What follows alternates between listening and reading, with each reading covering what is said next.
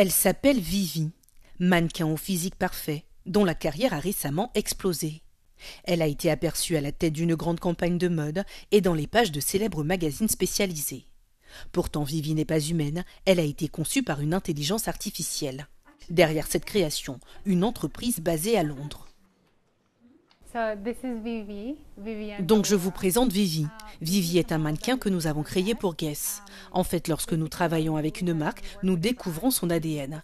L'ADN d'une marque ne se résume pas seulement à son travail, mais aussi à son modèle. Le modèle est un élément essentiel qui fait d'une marque ce qu'elle est. Vivi incarne donc ce que Guess a toujours fait par le passé. C'est une femme magnifique, elle ressemble à une déesse, elle est féminine et sensuelle.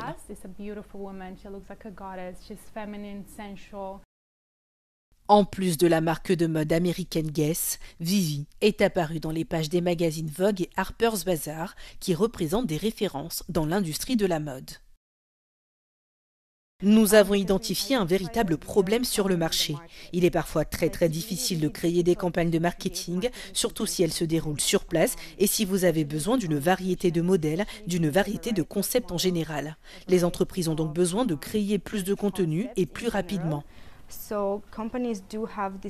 Cependant, les modèles conçus par l'intelligence artificielle ne font pas l'unanimité. Si les mannequins, photographes ou encore les stylistes s'inquiètent pour l'avenir de leur métier, Simon Chambers a une toute autre préoccupation.